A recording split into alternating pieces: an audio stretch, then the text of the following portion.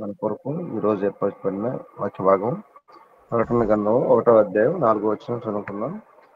యోహాను ఆసియాలో ఉన్న 7 సంఘములకు శుభమని చెప్పి రాయినది. వర్తమాన భవిష్యత్ కాలములలో ఉన్న వాని నుండి ఆయన సింహాసనము ఎదుటనున్న 7 ఆత్మల నుండి దేవుడి పరిశుద్ధ వాక్యాన్ని దీవించి ఆశీర్వదించును. ఆమేన్. Praise the lord. యేసయ్యకి శ్రేష్టమైన నామంలో అందరికీ శుభాభివందనాలు తెలియజేస్తూ ఉన్నాను. చాలా సంతోషం దేవుని సన్నిధిలో మనం అందరం ఈ విధంగా కూడి కొద్ది నిమిషాలు ఆయన సన్నిధిని అనుభవించడం అనేది మనకు దేవుడు ఇచ్చిన గొప్ప ఆధిక్యత. మొదటిగా నాకు ఈ అవకాశం ఇచ్చినటువంటి ఈసీవై అధ్యక్షుల వారు, కమిటీ మెంబర్స్కి నా యొక్క హృదయపూర్వక వందనాలు తెలియజేస్తూ ఉన్నాను. కూడి వచ్చిన మీ అందరికీ నా యొక్క శుభాలు. మన ఆరాధ్య దైవం యేసయ్యకి మహిమ కలుగును గాక. Thank you. 10 నిమిషాలు వాక్యాన్ని ధ్యానిద్దాం. కొంచెం నేను ఈరోజు డిసప్పాయింట్ అయ్యాను. కొన్ని పీపీటీస్ రెడీ చేశాను. ప్రకటన గ్రంథాన్ని ధ్యానిస్తున్నాం. ప్రకటన గ్రంథాన్ని పరిచయం చేసుకున్నాం. ఆ తర్వాత పరిచయము, ఆ తర్వాత కాలం సమీపించి ఉన్నది, ఏ కాలంలో ఉన్నాము, ఎక్కడున్నాము. ఆనాడు నెబుకద్నెజరు కన్న కలలో ఆ ప్రతిమలో దానియేలు కల చెప్పడం, దాని భావం చెప్పడం, ఆ యొక్క ఆ కాలంలో కాలం సమీపించి ఉన్నదంటే ఏ కాలంలో ఉన్నాము అనే విషయాలు కూడా మనం నేర్చుకున్నాం. ఆ తర్వాత యోహాను ఆసియాలో ఉన్న 7 సంఘములకు శుభమని చెప్పి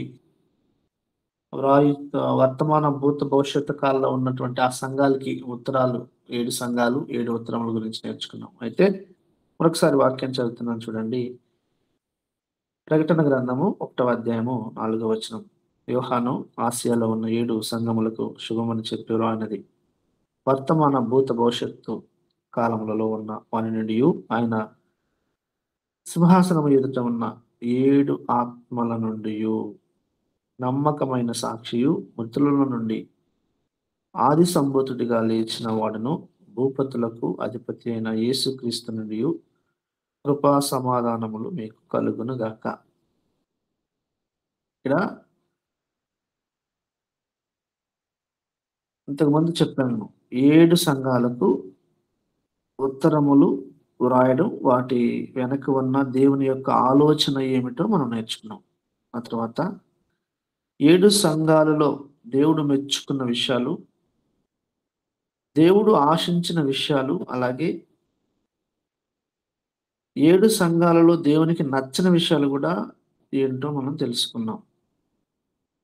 ప్రతి సంఘములో ప్రతి క్రైస్తవుడు ఆ ఉత్తరములు చదివినప్పుడు తన జీవితాన్ని సరిచేసుకుని దేవుడు ఎహెచ్కేలు గ్రంథములో ఎహెచ్కేలుతో మాట్లాడినట్టు, నరపుత్రుడా నీవు చక్కగా నిలబడు, నేను నీతో మాట్లాడాలి.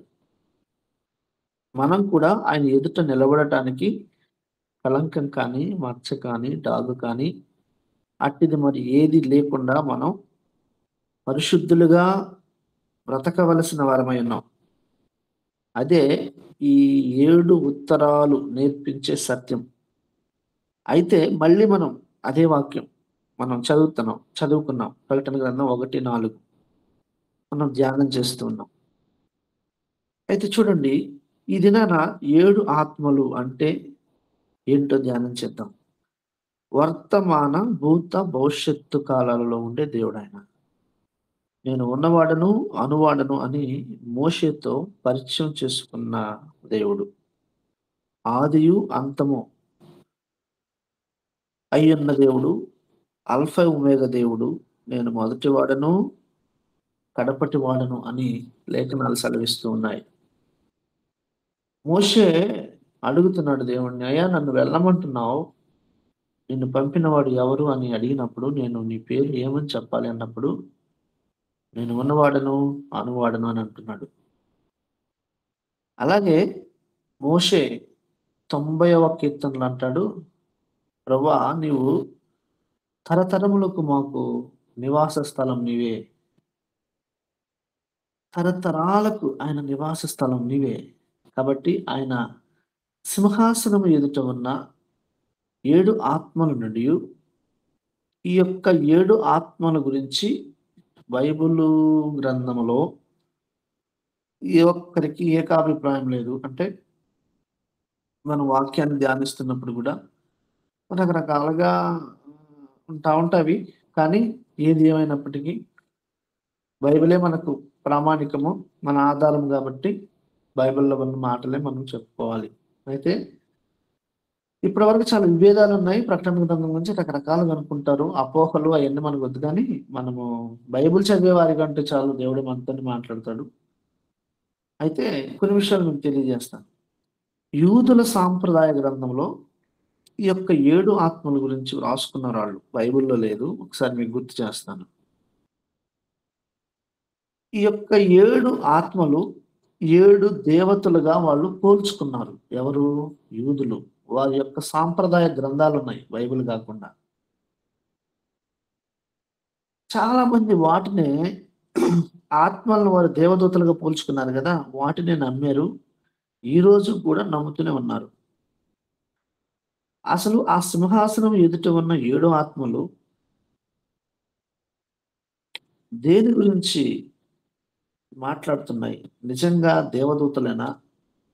నిజంగా దేవునికి 7 ఆత్మలుంటాయా? అనే విషయం మనం జాగ్రత్తగా ధ్యానించాలి. అయితే ప్రకటన గ్రంథము 8వ అధ్యాయము 2వ వచనం మనం ఒక్కసారి చూస్తే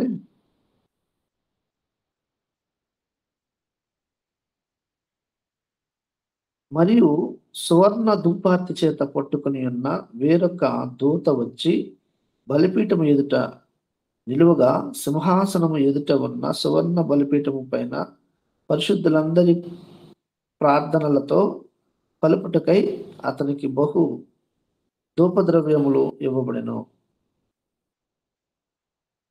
ఈ యొక్క 8వ అధ్యాయము 2వ వచనము అంటే అంతట నేను దేవుని ఎదుట నిలుచు 7 దూతలను చూచితిని. అంతట నేను దేవుని ఎదుట నిలుచు 7 దూతలను చూచితిని. అంటే ఈ మాట పట్టుకొని ఆ సింహాసనం ఎదుట ఉన్న 7 ఆత్మలు ఈ దేవదూతలని ఈ యొక్క వచనం ద్వారా చాలా మంది నమ్ముతూ ఉంటారు. అయితే లోతుగా వెళ్లి మనం దేవుని వాక్యాన్ని చూస్తే యూదుల మత ఆచారాల గ్రంథాల్లో చాలా ఉన్నాయి. అయితే ఈ యొక్క 8వ అధ్యాయము 2 ప్రకారము ఆ 7 దూతల పేర్లు వాళ్ళు రాసుకున్నారు. ఎవరు?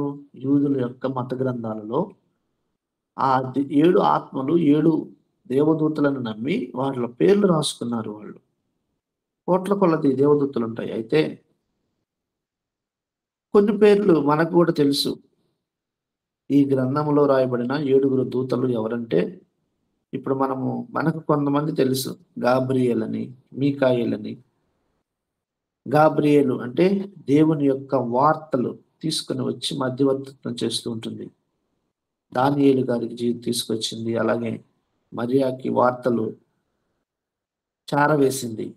అలాగే మీకాయేలు దేవుని పక్షాన అనేక మార్లు యుద్ధం చేసే దేవదూతగా మనం చూస్తాం. అయితే వారి గ్రంథంలో రాసుకున్న 7 పేర్లు ఏమిటి అంటే బైబిల్ గ్రంథంలో రాయబడలేదు. జస్ట్ మీకు చెప్తున్నాను అర్థం చేసుకోవడానికి.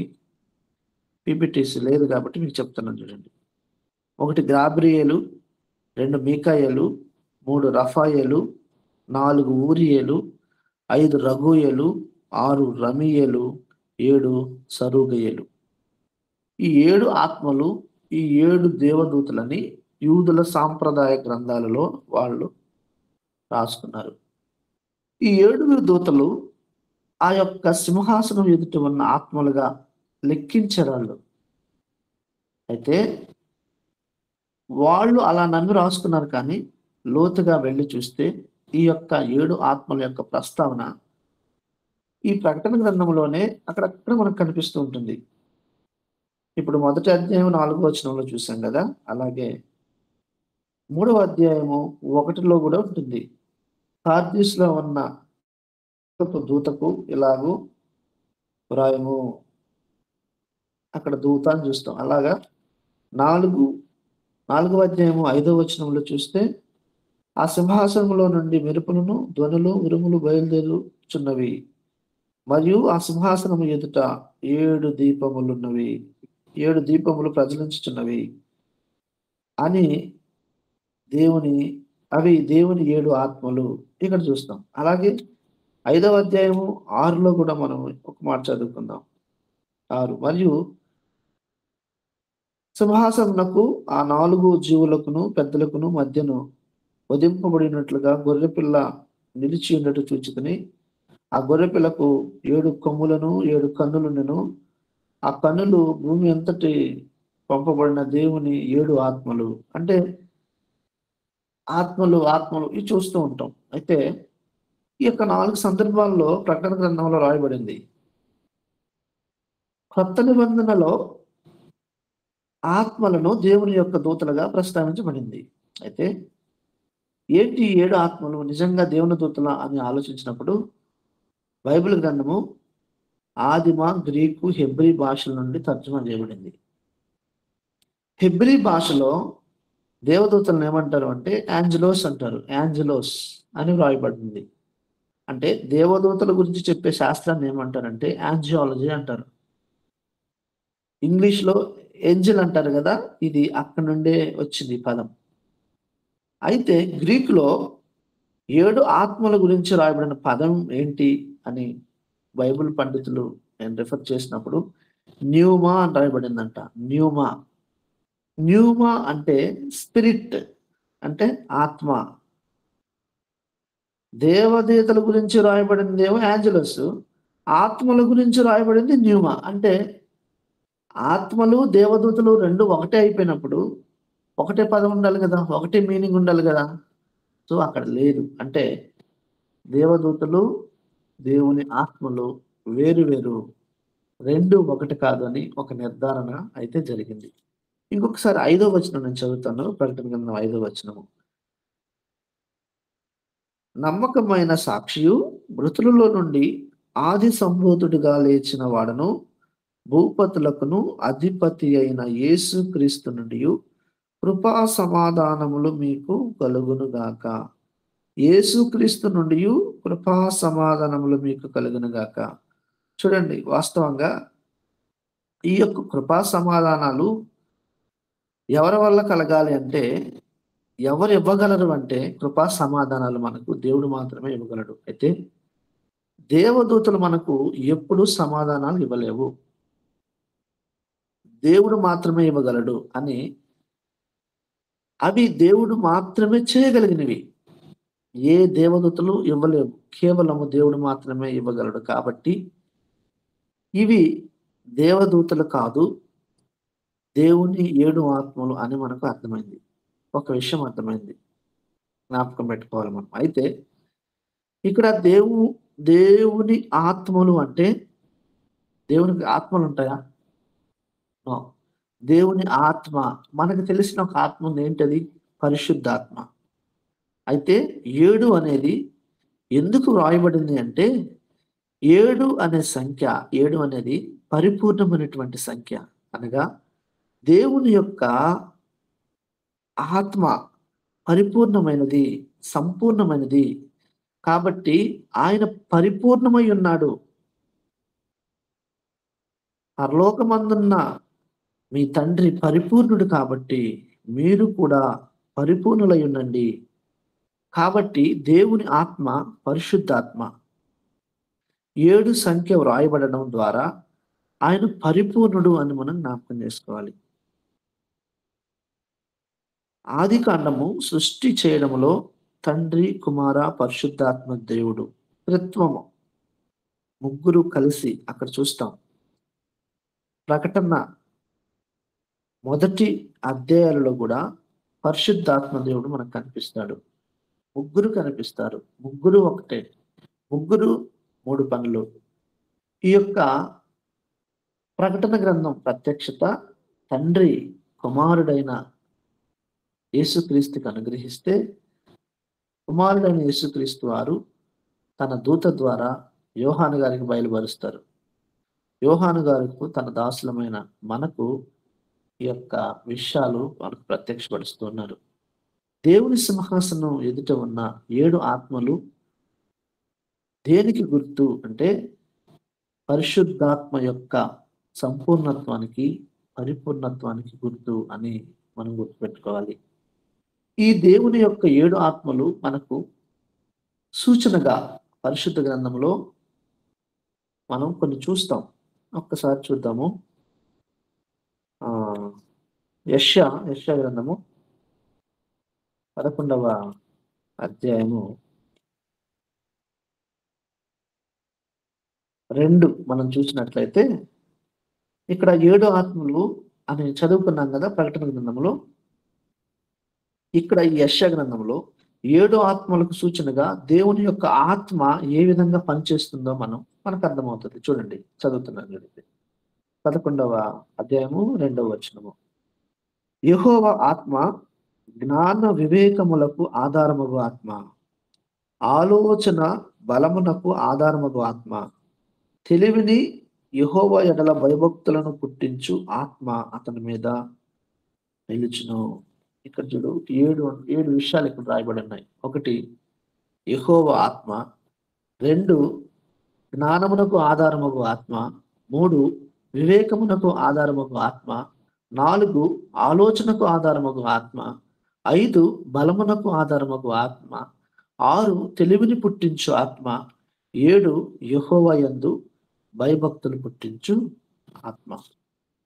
అయితే దేవుని యొక్క ఈ 7 ఆత్మలు, వీటిని మనం జ్ఞాపకం చేసుకోవడం ద్వారా ఆయన ఏ రీతిగా పరిపూర్ణుడో, ఏ రీతిగా సంపూర్ణుడో మనం అర్థం చేసుకోవచ్చు.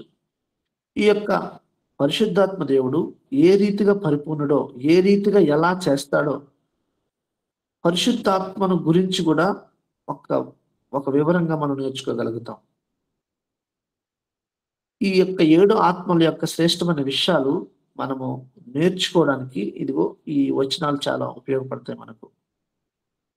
ఈ పరిశుద్ధాత్మ యొక్క గురించి కొన్ని విషయాలు చెప్పడానికి నేను ఇష్టపడుతున్నాను. మొదటిది యెహోవా ఆత్మ, 2 జ్ఞానమునకు ఆధారమగు ఆత్మ. నిజమే, ఆయన మనకి జ్ఞానాన్ని ఇస్తాడు. జ్ఞానాన్ని ఇచ్చే దేవుడే కదా. ఈ జ్ఞానం మనల్ని ఏం చేస్తుంది? మనల్ని వెలిగిస్తుంది. యేసుక్రీస్తు వారు జ్ఞానమై ఉన్నారు. పౌలు గారు కొరింథీ సంఘానికి రాస్తాడు, మనం ఆయనను ఎప్పుడైతే సొంత రక్షకుడిగా అంగీకరిస్తామో ఆత్మ, ఏంటి ఆత్మ? పరిశుద్ధాత్మ మనలోకి వస్తారు. ఆయన ఆధీనంలోకి మనం వెళ్తాం. పరిశుద్ధాత్ముడు మనలో ఉంటాడు కాబట్టి పరిశుద్ధాత్మ నడిపింపు కిందకి మనం వస్తాం. తద్వారా ఈ 7 క్రియలు నీ జీవితంలో, నా జీవితంలో జరగటం చూస్తాం. ఆలోచించండి ఒకసారి. ఒకనప్పుడు ఇష్టానుసారంగా మనందరం జీవించాం, లోకానుసారంగా జీవించాం, వ్యర్థంగా జీవించాం. కానీ యేసుక్రీస్తు రక్తం ద్వారా విమోచించబడిన తర్వాత, ఆయన పిల్లలుగా పిలువబడిన తర్వాత మనము పరిశుద్ధాత్మ ఆధీనంలోకి వచ్చాం. పరిశుద్ధాత్ముడు మన హృదయంలోకి వస్తాడు. మీ దేహం దేవుని ఆలయమనియు దేవుని ఆత్మ మీ హృదయంలో నివాసం చేయదనియు మీరు ఎరుగరా. దేవుని దగ్గరికి రాకముందు మనం ఇష్టానుసారులుగా ఉన్నాం. దేవుని దగ్గరికి వచ్చినప్పుడు పరిశుద్ధాత్మ దేవుడు మనలోకి వచ్చి మనల్ని తన ఇష్టానుసారంగా నడిపిస్తాడు. ఇది దేవుని యొక్క 7 ఆత్మల పరిపూర్ణత కిందకి రావడం అంటే ఇది. నా ఆత్మ లేని వాడు నా వాడు కాదంటున్నాడు దేవుడు. జ్ఞానమునకు ఆధారమైన ఆత్మ. యాకోబు భక్తుడు చెప్తున్నాడు, ఎవరికైనా జ్ఞానము కొదువుగా ఉన్న ఎడల వారు దేవుణ్ణి అడగాలి, ఆయన ధారాళంగా జ్ఞానాన్ని ఇస్తాడు. పరిశుద్ధాత్ముడు మనలో జ్ఞానాన్ని పుట్టిస్తాడు. 2 అయిపోయినాయి. 3వది వివేకమునకు ఆధారముగా ఆత్మ. దేవుని యందు భయభక్తులు కలిగి ఉండటే వివేకము. చెప్పాను కదా, లోకములో ఒకనొకప్పుడు గమ్యం లేకుండా తిరిగాం, వ్యర్థంగా తిరిగాం. మనకు గురి లేదు, గమ్యం లేదు. జీవితం అంటే విలువ కూడా తెలియదు. మూర్ఖత్వంలో, అవిధేయతతో బుద్ధి లేని వారిగా తిరిగాం. కానీ ఇక్కడ పరిశుద్ధాత్మ దేవుడు మనలోకి వచ్చినప్పుడు ఆయన మనకు వివేకాన్ని అనుగ్రహిస్తాడు. గ్రహింపును అనుగ్రహిస్తాడు. ఇప్పుడు ఈ వాక్యం వింటున్నాం మనం. ఈ వాక్యమే కాదు, ప్రతిరోజు మనం వాక్యం వింటున్నాం. అయితే పరిశుద్ధాత్మ దేవుడు మనకు జ్ఞానాన్ని, వివేకాన్ని పుట్టించకపోతే వాక్యం మనకు అర్థం కాదు. వాక్యమే కాదు, జీవితమే అర్థం కాదు. జీవితమే కాదు, నిత్యము మనం ఏం చేస్తున్నామో మనకి అర్థం కాదు. అయితే పరిశుద్ధాత్ముడే మనకు వివేకాన్ని అనుగ్రహిస్తాడు. దావీదు కుమారుడైనటువంటి సొలొమోను పట్టాభిషిక్తుడైన తర్వాత దేవుడు అడుగుతాడు, నీకేం కావాలి అని అడిగితే సొలొమోను అడుగుతాడు దేవుణ్ణి, ప్రభువా, ఎంత విశాలమైన రాజ్యం మీద నన్ను రాజుగా చేశావు. నీ ప్రజలను పరిపాలించినట్లుగా నీ కార్యాలు సఫలడానికి నాకు జ్ఞానము చాలదు కదా. నేను బాలుడిని కదా, నాకు జ్ఞానం ఇయ్యయ్యా అని అడుగుతాడంట. దేవుడు ఆ మాటకి ముగ్ధుడైపోతాడు. నువ్వు బంగారాన్ని అడగలేదు, శత్రువుని అడగలేదు, శత్రువు ప్రాణాన్ని అడగలేదు. నువ్వు జ్ఞానాన్ని అడిగావు కాబట్టి సమస్తము నీకు అనుగ్రహిస్తున్నానని అప్పుడు వాక్యం రాయబడి ఉంటుంది. అతడు భూరాజుల కన్నా, అంటే ఈ భూమి మీద జీవించిన రాజులందరికన్నా జ్ఞానం కలిగిన వాడిగా, వివేకం కలిగిన వాడిగా మన లేఖనాల్లో గమనిస్తూ ఉంటాం. నాలుగవది, ఆలోచనకు ఆధారమగు ఆత్మ. పరిశుద్ధాత్ముడు మనల్ని నడిపిస్తూ, మనలో ఉంటూ మనకు ఆలోచన చెప్తాడు. మన ప్రతి విషయంలో కూడా ఆలోచన చెప్పి నడిపిస్తాడు. జ్ఞానానికి ఆధారమైన మనము ఈ వాక్యం వింటున్నాం, నేర్చుకుంటున్నాం. ఆయనే మనకు ఆలోచన ఇవ్వకపోతే మనకి ఆలోచన రాదు, లేదు, పుట్టదు.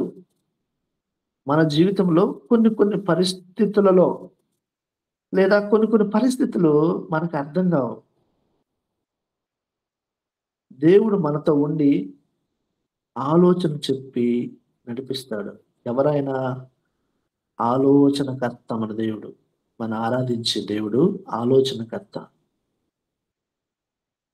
ఐదవ పాయింట్, బలమునకు ఆధారమగు ఆత్మ. బలమునకు ఆధారముగా ఆయన బలాన్ని ఇస్తాడు. దేవుడే మనతో ఉంటే బలం. పాత నిబంధన గ్రంథాల్లో పరిశుద్ధాత్ముడు వచ్చి పనిచేసి వెళ్ళిపోయేవాడిగా మనం చూస్తాం. అందుకే బలమునకు ఆధారముగా ఆత్మ. చాలాసార్లు మనం గమనిస్తూ ఉంటాం, యెహోవా ఆత్మ అతని మీదకి రాగా అనే మాటలు పాత నిబంధన గ్రంథంలో మనము చదువుతూ ఉంటాం. ఎగ్జాంపుల్గా మనం చూసుకున్నట్లయితే యెహోవా ఆత్మ సంసోను మీదకి రాగా, సంసోను యొక్క జీవితంలో ఇదిగో ఈ బలమైన ఆత్మకార్యాలను మనం చూస్తాం. దేవుని యొక్క ఆత్మ ఒక వ్యక్తి మీదకి వచ్చి పని జరిగించి వెళ్ళిపోయేదిగా పాత నిబంధన గ్రంథంలో చూస్తాం. 51వ కీర్తనలో దావీదు గారు అంటారు, ప్రభువా, నీ ఆత్మను నా వద్ద నుండి తీసివేయద్దు. అంటే దావీదు అంటున్నాడు, పరిశుద్ధాత్ముడా, ఎప్పుడు నువ్వు నాతోనే ఉండాలి అని కోరుకుంటున్నాడు. ఇది పాత నిబంధన. కానీ క్రొత్త నిబంధనలో శాశ్వతంగా పరిశుద్ధాత్మ దేవుడు మనతోనే ఉంటాడు. అందుకే ప్రభు, మీకు ఆదరణకర్తను పంపిస్తాను. ఆయన మీతోనే ఉంటాడు. నిత్యము మీలోనే, మీతోనే ఉంటాడు. ఎప్పటిదాకా? సంఘం ఎత్తబడే వరకు మనతోనే ఉంటాడు. పరిశుద్ధాత్మ దేవుడు, ఈ మాట చాలా ఇంపార్టెంట్. పరిశుద్ధాత్మ దేవుడు అనేది వ్యక్తి. ఆయన శక్తి కాదు, వ్యక్తి. ఆయన ముగ్గురు, తండ్రి, కుమార, పరిశుద్ధాత్మ దేవుడు, త్రిత్వము, వ్యక్తి. ఆయన శక్తి కాదని మనవి చేస్తున్నాను. తర్వాత ఆరవది, తెలివి పుట్టించు ఆత్మ. అవును, ఆయన తెలివిని పుట్టిస్తూ ఇస్తాడు, మనకు జ్ఞానాన్ని ఇస్తాడు, తద్వారా మనకు తెలివి అనుగ్రహించబడుతుంది.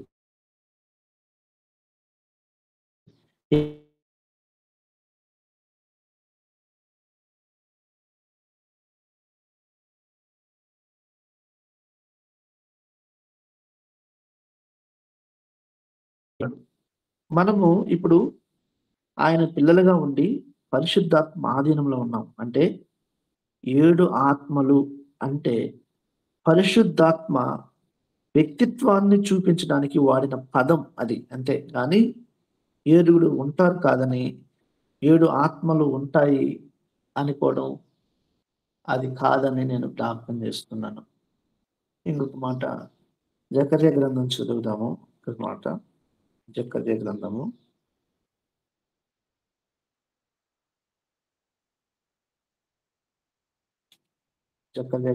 4వ అధ్యాయం 6, 7 చదువుతున్నాను చూడండి. అప్పుడు అతడు నాతో ఇట్లనెను, జెరుబ్బాబెలునకు ప్రత్యక్షమగు యెహోవా వాక్కు ఇదే, శక్తి చేతనైనను బలము చేతనైనను కాక నా ఆత్మ చేతనే ఇది జరిగినని సైన్యములకు అధిపతి యెహోవా సెలవిచ్చును. అలాగే 10వ వాక్యం కూడా చదువుదాం. కార్యములు అల్పములై ఉన్న కాలమును తృణీకరించిన వాడెవడు? లోకమంతటా సంచారము చేయు యెహోవా యొక్క 7 నేత్రములు జెరుబ్బాబెలు చేతిలో గుండు నూలునుట చూచి సంతోషించును. అంటే ఇక్కడ 7 నేత్రాలు అని ఉన్నది కదా, అంటే దేవుని యొక్క 7 ఆత్మలు అంటే లోకమంతటా సంచారం చేయడం, తన ఎడల యథార్థ దృష్టి, తన ఎడల యథార్థ దృష్టి గలవారిని బలపరచడానికి యెహోవా యొక్క కనుదృష్టి లోకమంతటా సంచారం చేస్తున్నది ఇదే. కాబట్టి దేవుని యొక్క 7 ఆత్మలు సంపూర్ణత్వానికి, నిండుతనానికి, పరిపూర్ణత్వానికి వాడబడింది. చూడండి, ఇక్కడ 7 కన్నులు అని చూస్తున్నాం మళ్ళీ. అంటే దాని అర్థం ఏంటంటే దేవుని కన్నులకు మరుగైనది ఏది లేదు అని చెప్పడానికి వాడబడింది. అంతేగాని దేవునికి 7 కన్నులు ఉంటాయని కాదు. దేవుని కన్ను దృష్టి పరిపూర్ణమైనది, ఆయనకి కనిపించినది ఏది లేదు అనే సందర్భం కోసం అక్కడ వ్రాయబడింది. అలాగే 139వ కీర్తన ఒకసారి మనం చదువుదాము. 139 మరింతగా మనం విశ్లేషించవచ్చు. రైట్, 139 అంటే ఒకసారి మనకు అర్థమవుతుంది. యెహోవా, నీవు నన్ను పరిశోధించి తెలుసుకుని ఉన్నావు. నేను కూర్చుండుట, నేను లేచుట నీకు తెలియను. నాకు తలంపు పుట్టక మునిపే నీవు నా మనస్సు గ్రహించువాడవు. నా నడకను నా పడకను నీవు పరిశీలన చేసి ఉన్నావు. నా చర్యలన్నింటినీ నీవు బాగుగా తెలుసుకుని ఉన్నావు. యెహోవా, మాట నా నాలుకకు రాక మునిపే అది నీకు పూర్తిగా తెలిసి ఉన్నది. వెనుకను ముందును నీవు నన్ను ఆవరించి ఉన్నావు. నీ చేయి నా మీద నుంచి ఉన్నావు. ఇటు తెలివి నాకు మించినది, అది అగోచరము, అది నాకు అందదు. నీ ఆత్మ యొద్ద నుండి నేను ఎక్కడికి పోదును? నీ సన్నిధి నుండి నేను ఎక్కడికి పారిపోదును? నేను ఆకాశమునకు ఎక్కినను, నీవు అక్కడున్నావు. నేను పాతాళమందు పడుకునను, నీవు అక్కడున్నావు. నేను ఎక్కువ రెక్కలు కట్టుకుని సముద్ర దిగంతములలో నివసించినను, అక్కడకు నీ చేయి నన్ను నడిపించును, నీ కుడి చేయి నన్ను పట్టుకొనను. చూడండి, ఇక్కడ చూస్తాం మనం పరిశుద్ధాత్మ దేవుడు, ఆయనే జ్ఞానమని, ఆయనే వివేకమని, ఆయనే ఆలోచనని, ఆయనే తెలివని, అవి ఇవ్వకపోతే మనకు ఏం అర్థం కాదని ఎంత చక్కగా లేఖనాలు మనకు అర్థమవుతున్నాయి. చూడండి, ప్రకటన గ్రంథం అసలు అర్థం ఇదే. ఎంత స్పష్టంగా వ్రాయబడింది కదా. ఇంకొక మాట, యోహాను సువార్త 3వ అధ్యాయము 33, 34 మనం చదువుకున్నట్లయితే, ఆయన సాక్ష్యము అంగీకరించిన వాడు దేవుడు సత్యవంతుడను మాటకు ముద్ర వేసి ఉన్నాడు. ఎలయనగా దేవుడు తాను పంపిన వానికి కొలత లేకుండా ఆత్మ అనుగ్రహించును కనుక ఆయన దేవుని మాటలే పలుకును. అంటే దేవుని ఆత్మ కొలతలు ఉండదు, పరిపూర్ణత. ఆ తర్వాత 7 కొమ్ములని లేదంటే ఇవన్నీ చూస్తాము, 7 కన్నులు అవి తర్వాత మనకు వచ్చేటప్పుడు చూద్దాం. అయితే కొద్ది మాటలు 2 నిమిషాల్లో ముగించేస్తాను. ఇంకొన్ని విషయాలు చెప్పాలనుకున్నాను గానీ మనకు టైం సరిపోదు గనుక ఇంకొక 7 విషయాలు నేను టక్ టక్ చదువుకొని వెళ్ళిపోతాను. దేవుని ఆత్మ ఏమై ఉన్నది అని మనం చూసినట్లయితే మొదటిగా the spirit of justification sorry అనగా సాక్ష్యమిచ్చు పరిశుద్ధాత్ముడు. ఆయన సాక్ష్యం ఇస్తాడు. 1 కొరింథీ 12:3 చూసినట్లయితే పౌలు గారు అంటున్నాడు, ఒక్కసారి చదువుతాను, ఒక మాట చదువుకొని 12వ అధ్యాయము 3వ వచనము. ఇందుచేత దేవుని ఆత్మ వలన మాటలాడు వాడెవడను యేసు శాపగ్రస్తుడని చెప్పడనియు, పరిశుద్ధాత్మ వలన తప్ప ఎవడను యేసు ప్రభు అని చెప్పలేడని నేను మీకు తెలియజేయుచున్నాను. నిజమే, పౌలు గారు అంటున్నాడు, పరిశుద్ధాత్మ వలన మాత్రమే మనం సాక్ష్యం ఇవ్వగలం. యేసు క్రీస్తు వారు ఆయన ప్రభు అని పరిశుద్ధాత్ముడు మనలోకి వచ్చినప్పుడు ఆయన గురించి మనము ప్రకటించే వారిగా ఉంటాము. ఆ తర్వాత 1:6-11 చూస్తే నీతిమంతులుగా తీర్చబడడం, ఇది కూడా పరిశుద్ధాత్మ దేవుని ద్వారా మాత్రమే ఇది తెలుసుకోగలము. రెండవది ద స్పిరిట్ ఆఫ్ శాంటిఫికేషన్, అంటే పరిశుద్ధ ఆత్మ, పరిశుద్ధపరచు ఆత్మ, అంటే మనల్ని పరిశుద్ధంగా పరచాలన్న కూడా దేవుని ఆత్మే. మూడవది ద స్పిరిట్ ఆఫ్ లైఫ్, జీవం ఇచ్చు ఆత్మ. ద స్పిరిట్ ఆఫ్ ట్రూత్, సత్య స్వరూపియగు ఆత్మ. ద స్పిరిట్ ఆఫ్ విజ్డమ్, జ్ఞానమునిచ్చు ఆత్మ. ద స్పిరిట్ ఆఫ్ డెలివరెన్స్, విడుదలనిచ్చు ఆత్మ. ద స్పిరిట్ ఆఫ్ ప్రేయర్, విజ్ఞాపన చేయడానికి ఆత్మ. ఇవన్నీ మనము బైబిల్ గ్రంథంలో చూస్తాం. కాబట్టి ఏది ఏమైనా మనం ముందుకు నడవాలన్నా, మనకు జ్ఞానం కావాలన్నా, తెలివి కావాలన్నా, వివేచన కావాలన్నా, ఆలోచన పుట్టాలన్నా, ఏ విషయంలోనైనా సరే దేవుని ఆత్మ, ఏంటి ఆత్మ? పరిశుద్ధాత్మ మనలోకి వచ్చి నివాసం చేసి మనతో కలిసి జీవిస్తే మనల్ని దేవుని గురించి సాక్ష్యం ఇచ్చేవారిగా, ఒప్పుకోలు చేసుకునేవారిగా, ఆరాధించేవారిగా, ప్రతి విషయంలో ఈ యొక్క 7 ఆత్మలంటే సంపూర్ణత, దేవుని యొక్క పరిపూర్ణతకు గుర్తుగా రాయబడింది. కానీ బయట వాళ్ళలాగా దేవునికి అన్ని కళ్ళు ఉంటాయి, అన్ని చేతులు ఉంటాయి, లేదంటే అన్ని ఆత్మలు ఉంటాయి అనేది కాదు. మన దేవుడు ఒకటే, తండ్రి, కుమార, పరిశుద్ధాత్ముడు, ఏక దేవుడు కనుక త్రిత్వంలో ఇవన్నీ మనము నేర్చుకోవాలి. కాబట్టి మిగతా అంశాలు మళ్ళీ మనం నేర్చుకున్నాం. దేవుడి కొద్ది మాటలు దీవించిన గాక. Thank you. Praise Lord. గారికి మరోసారి దేవుని నామంలో వందనాలు తెలియజేసుకుంటూ ఉన్నా. వందనాలు బ్రదర్. వందనాలు sister. Thank you. Praise Lord. అందరం కూడా విని ఉన్నాము. దేవుని సింహాసనం ఎదుట ఉన్నటువంటి ఆ యొక్క 7 ఆత్మల గురించి ప్రకటన గ్రంథంలో 7 సంఘాలు, 7 ఆత్మలు, ఎలాగున నిగూఢమైనటువంటి సత్యాలు దాగి ఉన్నాయి. అట్లాంటి సత్యాలను తెలియజేస్తూ ఉన్నటువంటి శ్రీను బ్రదర్కు మరోసారి దేవుని నామంలో వందనాలు తెలియజేసుకుంటూ, ఈ యొక్క వాక్యం మన హృదయాల్లో ఫలించులాగున మన మధ్యలో ఉన్నటువంటి అందరికీ వందనాలని ప్రార్థన చేసుకున్నాం. పరిశుద్ధుడా, పరిశుద్ధుడా, పరిశుద్ధుడా, ప్రేమ నమ్మకము కలిగిన మా ప్రియ పరలోకపు తండ్రి, యేసయ్యా మీ బంగారు పాదాలకి వందనాలు, స్తుతులు, స్తోత్రములు నాయన. ఉదయకాల సమన ప్రభా మిమ్మల్ని ఆరాధించుటకు, మిమ్మల్ని సృతించుటకు, మిమ్మల్ని గణపరచుటకు ఇచ్చిన సమయాన్ని బట్టి మీకు వందనాలు, స్తుతులు, స్తోత్రములు తండ్రి. ఈ సమయాన్ని ప్రభా మీరు మాతో యథార్థంగా మాట్లాడి అందుకు మీకు వందనాలు, స్తుతులు, స్తోత్రములు నాయన. మీ బిడ్డని మీ సిలువ చాటు మరుగుపరుచుకోమని నాయన ఎన్నో గొప్ప విషయాలు తండ్రి, గూఢమైన విషయాలు మాతో మాట్లాడినందుకు మీకు వందనాలు ప్రభా. మీ బిడ్డ వాక్యం అనే విత్తనాలు వెదజల్లినందుకు ప్రభా, సారవంతమైన భూమి మీద నాయన ఆ వాక్యం అనే విత్తనాలు పడి ప్రభా నీరు కట్టి ఫలించుటకు సహాయం దయచేయమని అడుగుచున్నాము తండ్రి. యేసయ్యా నీకే వందనాలు, స్తుతులు, స్తోత్రములు. నా వాక్యము మీ పాదములకు దీపము, మీకు త్రోవకి వెలుగై ఉంటదని చెప్పే ప్రభా. ఆ వాక్యాన్ని నాయన మేము ఆయుధంగా మార్చుకునే ప్రభా తండ్రి.